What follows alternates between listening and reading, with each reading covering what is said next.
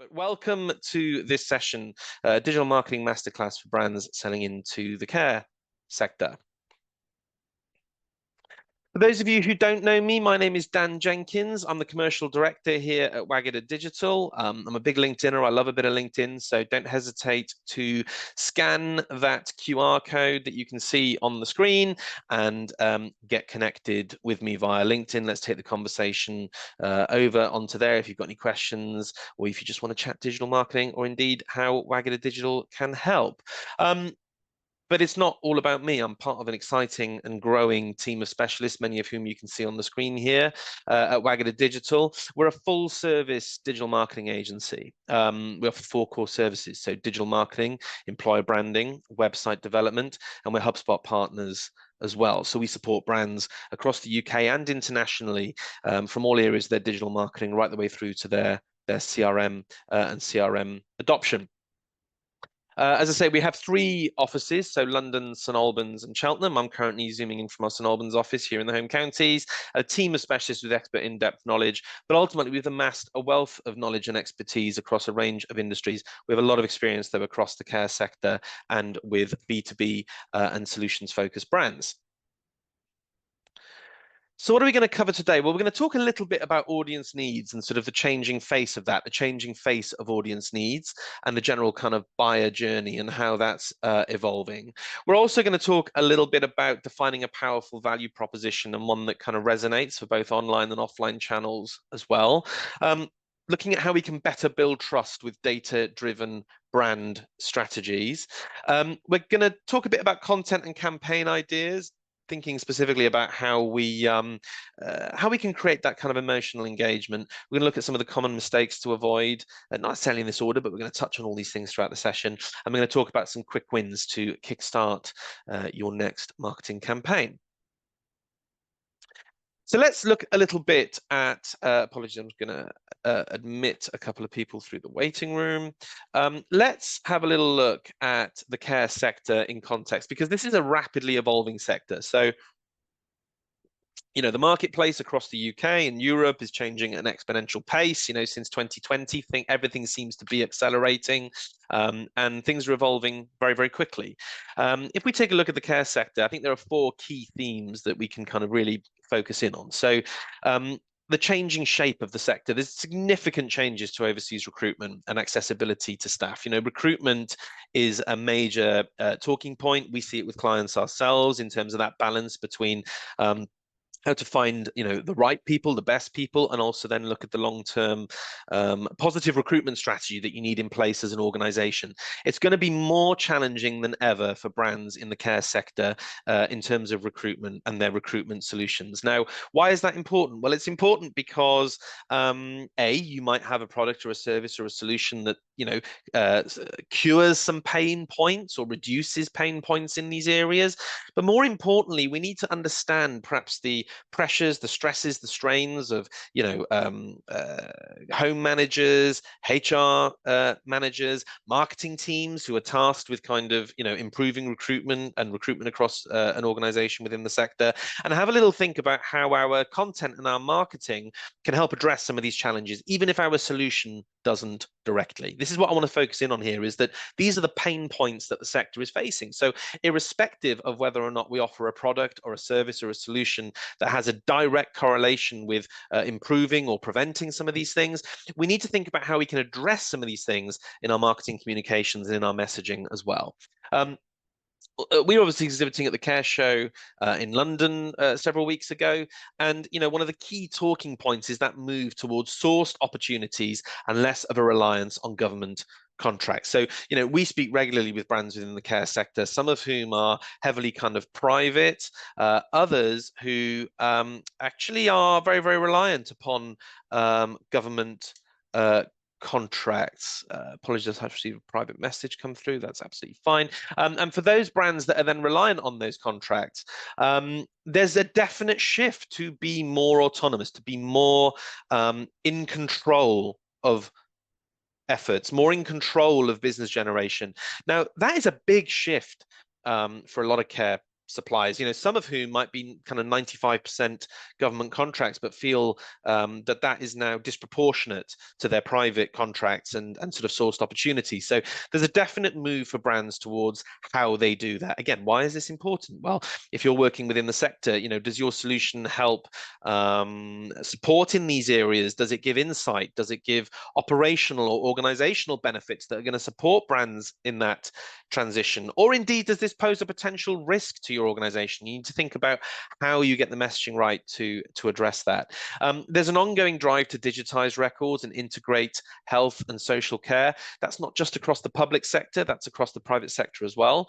Welcome to those that are just joining. You will get a full copy of the recording and the deck after this session as well. So don't worry if you've missed anything, we'll make sure that you get everything through.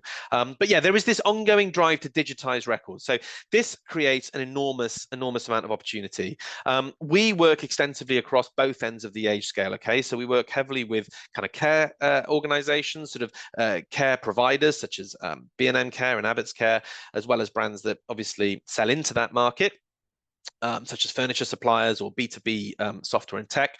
But we also work at the early years end of the scale. And again, the challenges are very, very similar, whether it's a childcare provider or a dementia care home. Some of the challenges that brands are facing regarding either staffing, operations, digital transformation, they're facing very, very similar challenges. So we're seeing across the board that ongoing drive to move to more digital platforms, as well as to actually digitize records and for that better kind of integration.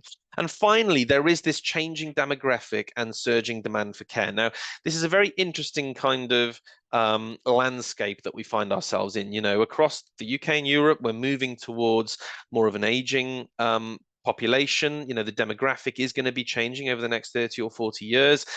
There is this surging demand, which is kind of, I suppose, counterbalanced by the challenges, the economic challenges that we face, such as a cost of living crisis, which is having impact across the housing market and people's attitudes towards both spending and saving money and where money goes. So we've got this kind of perfect storm almost, where the need is there more than ever before for care, but some people are either delaying, putting off, or avoiding it completely. So, brands within the sector have to then tackle this kind of head on in terms of the solution, what they're offering, why they're offering it, and why it's a needed service. So I think something that's really important is that we need to consider these kind of 4 key themes. And look, I'm sure that you, being sort of deeply embedded within the sector, will be identifying and sort of some of these themes will be resonating with you. But I'm sure there are other, themes and significant changes that you're seeing kind of before your very eyes, and it moves at pace. So the important takeaway here is that we need to develop the messaging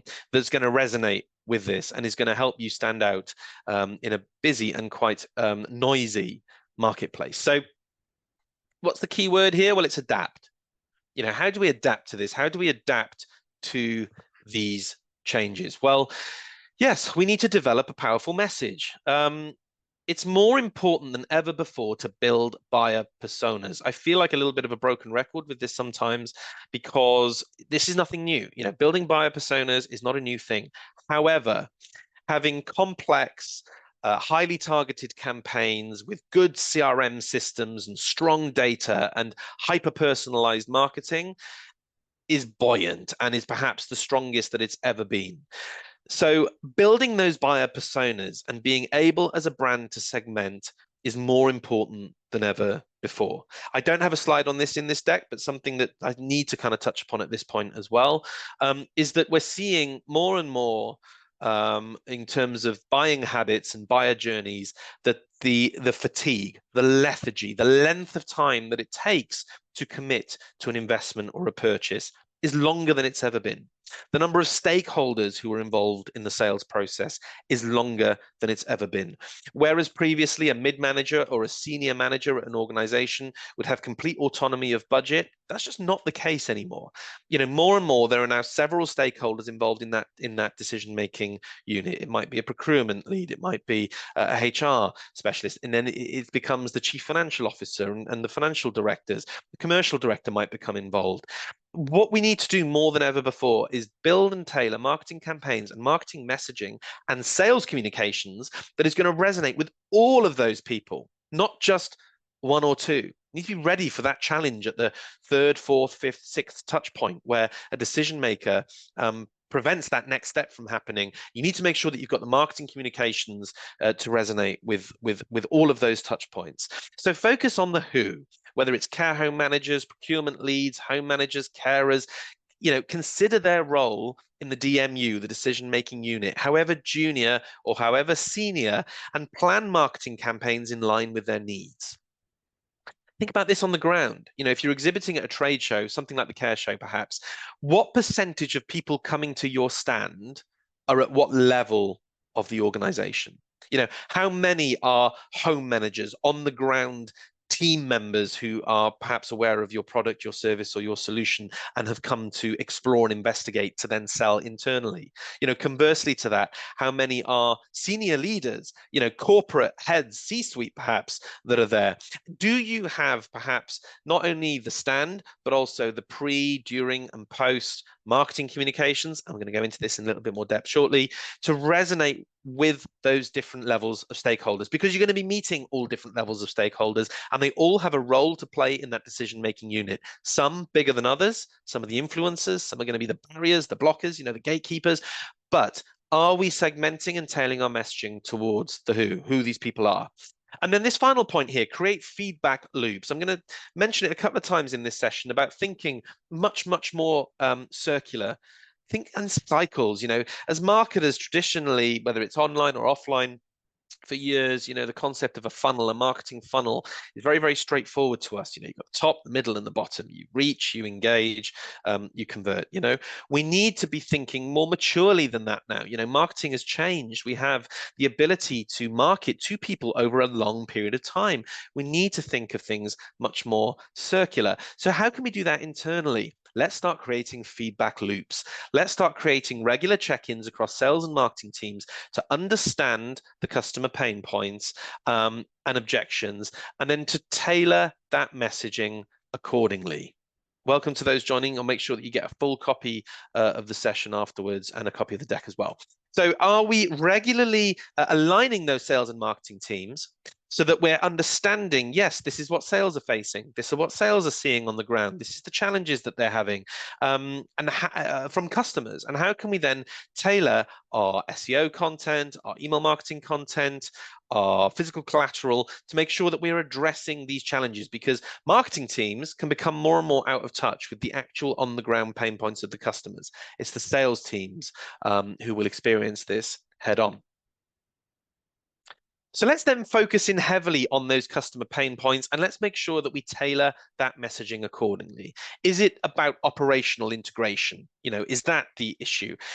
Do customers look for trust and reliability? During the sales process, are the sales team saying, well, actually, our current close rate is at 30%. We want to get it to 35%. And the biggest issue is that we're a relatively new software and there's not the trust there. How can we build marketing content that's going to develop that trust and prove that reliability? Do we need to present ourselves as a scalable solution, supportive implementation?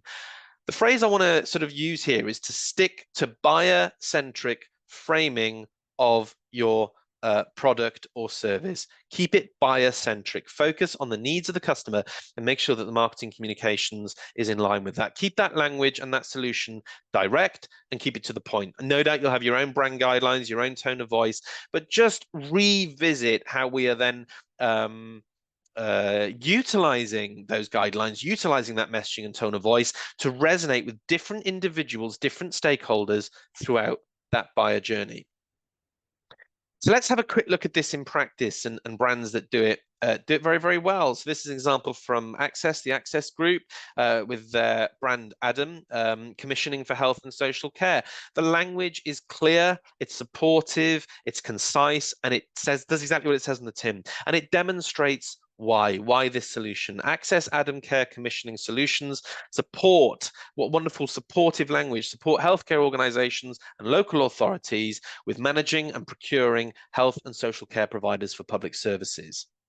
Our cloud-based end-to-end, sorry, just bear with me just a moment.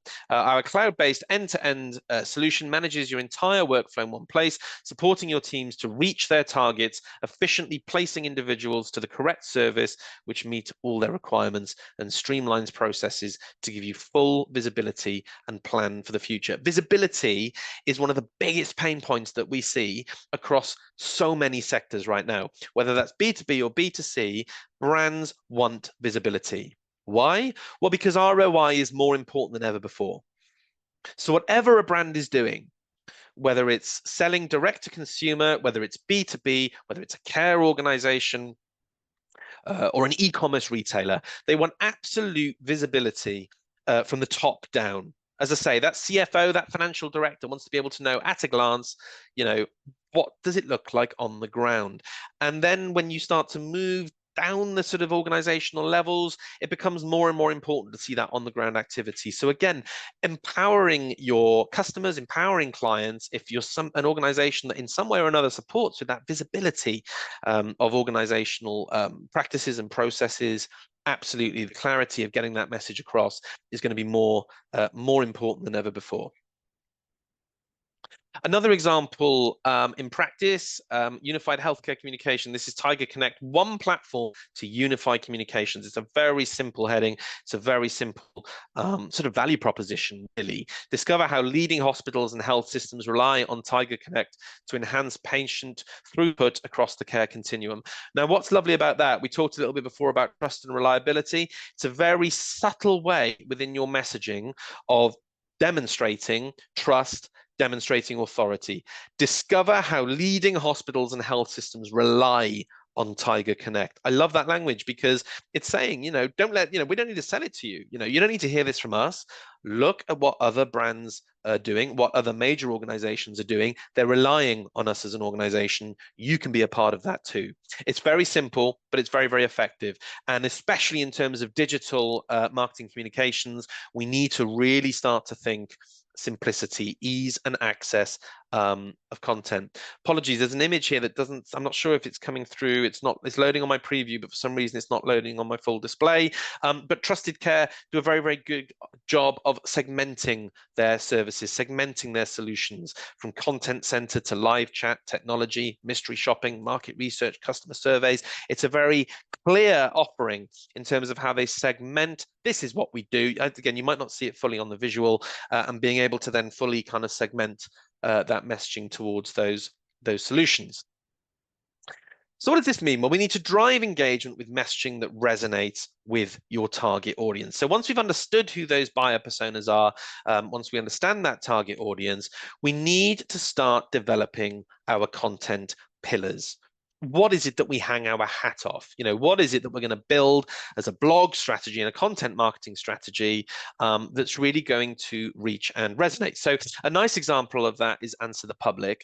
And you might be able to see in this screenshot here an example about some of the questions surrounding care. And in this example, care home recruitment. So you just go to Answer the Public, pump it in the phrase, couple of words is good. You get a couple of free searches a day on this, which is pretty good. I'm always shouting about this tool because it's just a great free tool to access, and it gives you that window into what can be achieved from an SEO perspective. Obviously, here at the agency, we use a number of tools, of which this is one of them, and go quite deep down the rabbit holes of keyword research to get the best opportunities for visibility. But this gives you that nice idea of how you can start to consider these content pillars. So we talked a little bit earlier about some of those challenges. Well, we've got some examples here about the types of questions that people are asking. Is there still a shortage of carers in the UK? Are care workers still wanted in the UK? Is the UK still recruiting caregivers? This same, interviewee questions, how to answer, why should we hire you as a caregiver? People that are doing their research before going to interviews, what questions will be asked in a care interview? And we've got some of these surrounding pay per hour, 7-year rules for care home fees has popped up throughout here. You get the idea, but the point is this presents us with the types of questions that people are asking, and then it enables us to build a content plan and a content strategy off the back of that. Let's talk a little bit about AI. I should precursor this with, I am not advocating for or recommending that you write content using AI, and I'll come on to that in a moment. But AI can be a great starting point for some of your content marketing and your tailored messaging towards some of these segments. Spot the deliberate error. That should say respond when I pump this in, but at least you can see it's authentic and it's come from me. I was typing too fast. This is just an example of a prompt that I put into ChatGPT. Please respond as if I am a B2B food and spot the other typo, food and drink solution provider that partners with and offers solutions for care settings across the UK. I'd like to build new content pillars with rich blogs and informational content on our brand's website, tackling some of the challenges facing the care sector today, but with a heavy focus on the solutions that we offer. Can you steer me down the focus areas and potential themes for marketing content? Okay. That's a nice prompt there to give it some specificity, but start to have a direction in terms of where to go next. And what did ChatGPT bring me? Fantastic stuff. Nutrition and well-being in care, themes, the impact of nutrition on dementia care, immunity and mobility, fortified foods and hydration solutions, managing special diets, the role of seasonal menus. We've got some here surrounding operational efficiency in the kitchen, how pre-prepared or part-prepared food solutions reduce waste and staff burnout. We've got some format ideas. So if you want to use video and visual content as well as copy, there's a section here on staff training. It's going quicker than I can talk. Resident experience and engagement, sustainability and ethical sourcing. How brilliant. So many brands now need to tuck their ESG, their ESG boxes. Are we building content that sort of discusses how our solution supports in those areas? You get the idea. So what we're doing here is we're using AI as that powerful soundboard. We're using the AI as that way in order to get us off the ground ultimately with our marketing content, but we're not using it to do the job for us. It's our reference point. It's that go-to for how can we start to get things moving and start to build content here at scale. Sorry, I've had a question come through privately. I'm just going to have a quick look at that. Okay. Yep, brilliant. Okay, fine. So fine, fantastic. Sorry, speaking too quickly now. Fantastic. So somebody's asked a question here surrounding scalability of content. So with the marketing team being highly stretched across multiple campaigns, we'd like to develop more content, written blog content, but it's difficult to do it at scale without directly using AI. That's a really interesting question. Before I tackle that, I'm just going to reference this slide here. So some examples of some top language AI tools. We talked very heavily about ChatGPT. There's Gemini, there's Claude, there's Copilot. Something that's, so just on that, I think what's really interesting is that AI can help amplify what we're doing. So a nice example of how you might want to tackle that is rather than just saying to AI, can you write me a blog on XYZ? Because you're just not going to get the standard. You're not going to get the quality. You need that early human piece of work, but then you can use AI to help amplify that. So what can that look like? Well, a good example of that in practice might be if you've run a webinar, if you've developed a strong piece of content, a white paper, something very solid that you can really kind of hang your hat off, something more than a blog, consider that content as all human generated, it's all come from your team and it's strong. Can you use that as a platform to then scale marketing content? For example, using something like Claude to develop some social content that is off the back of that, 5 key posts that reference the content from this webinar or the copy from this core piece of content. Can you use it to create 3 further articles that focus in on perhaps some of the themes that are within that, so that you start to really build out what's called your cluster content? So you're not just going to AI on a daily basis saying, can you write me a blog on this? Can you write me a blog on that? You have to put in that upfront grunt work, if you like, to get something really, really solid. But then what AI can do is to start to help you evolve and start to help you amplify that. And there's always going to need to be a two-way thing. It's about engineering. It's about prompt engineering and engineering AI. It doesn't replace the role of the marketer. It simply amplifies the marketer and empowers the marketer to do more in less time. So that, I think, is a key consideration in terms of, I hope that answers your question. Let me know if not, and I'm more happy to go deeper into that. But why am I banging on about just don't write copy with AI? Don't write copy with AI. Well, it's pretty straightforward. The March 2024, so this is now just over a year ago, core algorithm update penalized sites with AI generated content. This is a genuine screenshot. I'm not going to share the numbers on the left, for a brand that came to us who had suffered a major, major hit. Now, needless to say, the volume of traffic is in the thousands, and I'm talking big numbers. But that algorithm update penalized the site massively because of some ramped up AI content that was generated on the site, and it saw a significant keyword losses and a significant decline in traffic. The good news is that over the team, it did an incredible job over around, I think it was about a 2-month period, from an SEO perspective, to get that website back on track.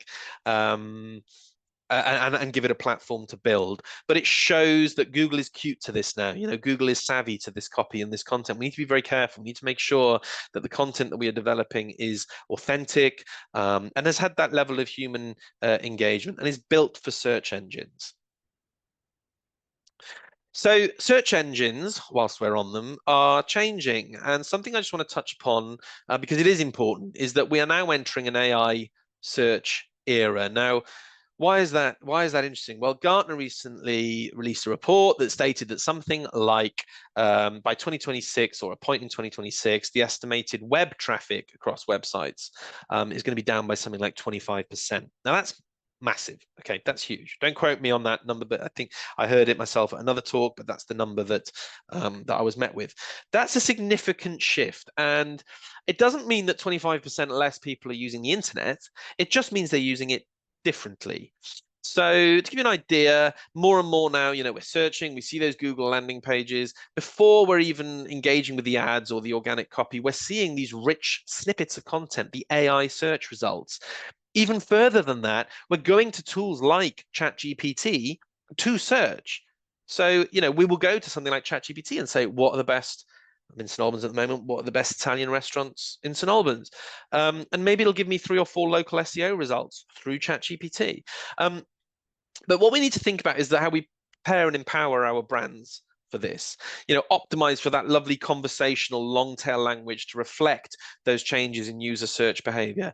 Utilize schema. It's a techie SEO thing. If you want to have a conversation about that, more than happy to take that offline, to help search engines understand and feature website content, and prioritize technical SEO, regularly conducting site audits and enhance page speed. Something that's coming in significantly across Europe, and it will become at pace here in the UK, is accessibility, having to make sure that your website is meeting new accessibility legislation. So if your brand sells into Europe, you know, before this legislation fully comes into effect, are you meeting accessibility standards? It's going to be really, really important.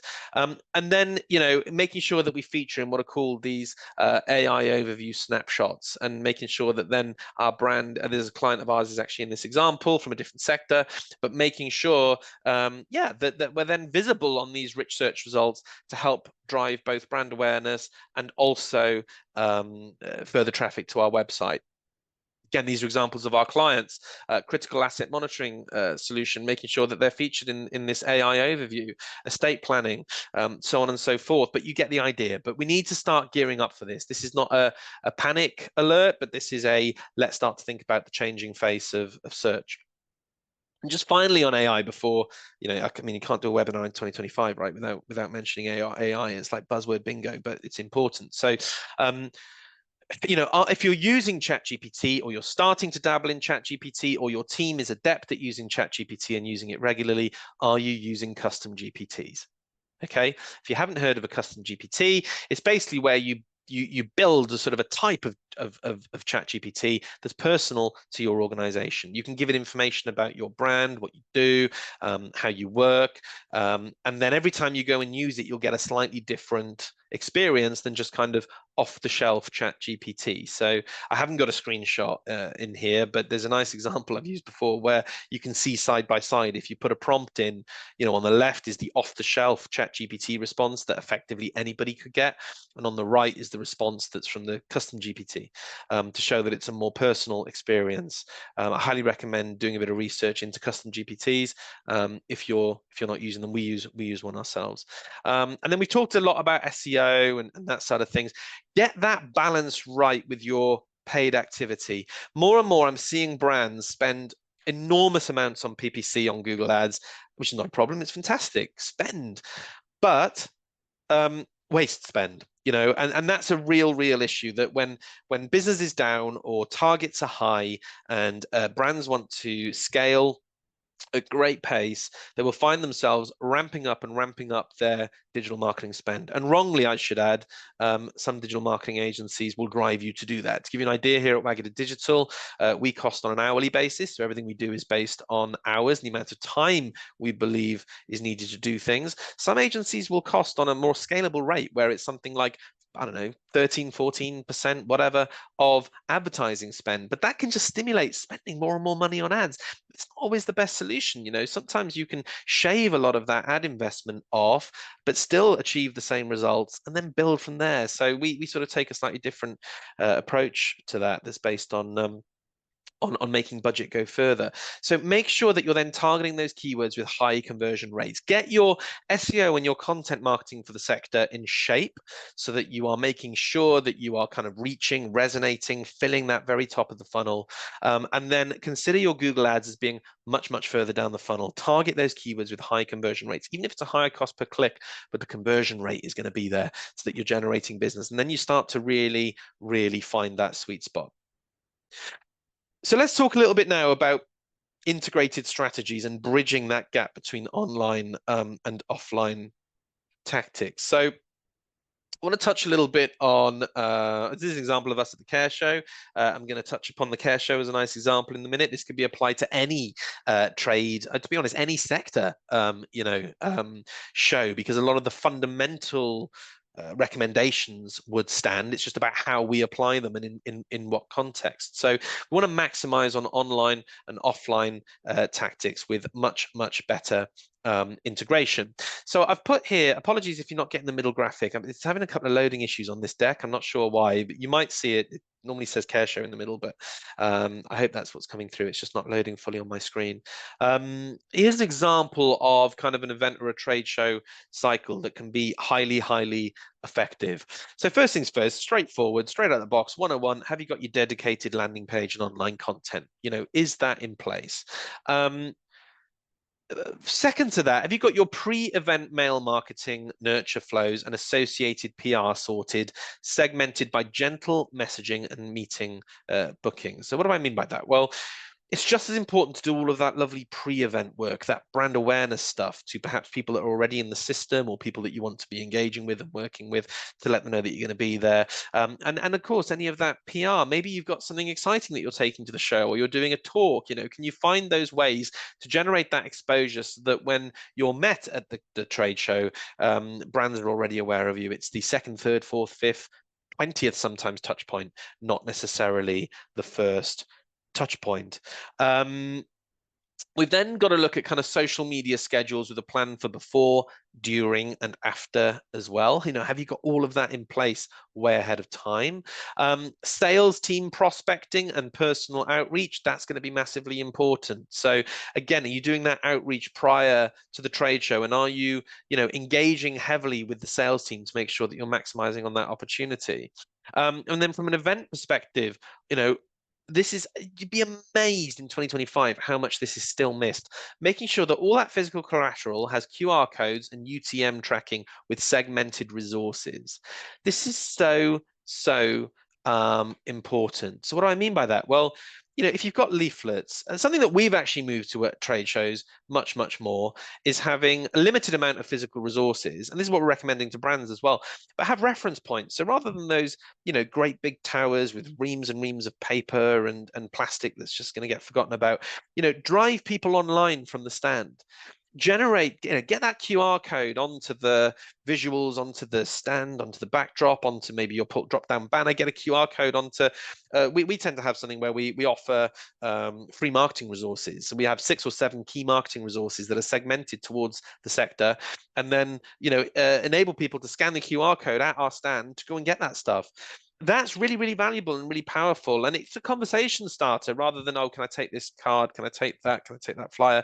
We're moving on from that. And also from an ESG perspective, how can you consider moving that physical collateral into a more digital platform? Are you doing, do you have an iPad there with a Google form where there's a bit of a questionnaire so that you can start to capture more information from prospects at the stand? Again, think about that online offline integration. Personalized follow-up marketing, thank you videos, exclusive nurture resources, personalized highlight reels and content. Think about how many times I'm using the word personalized here. You know, effective triggers for marketing qualified leads and sales qualified leads, so that after that show, you know, 2 weeks later when the dust settles, your team, you know, if you've got the right things in place, that you can say, of the 150 people that we met, you know, 50 were not applicable, 75 are kind of middling to warm, 10 are warm, and 5, these are the 5 that are hot, and this is what we need to do. So, you know, do you have that sort of strategy in place? That qualification, now notice we're in the cycles again. We're in the cycles, guys. We're not just looking at funnels, we're looking at cycles and circles.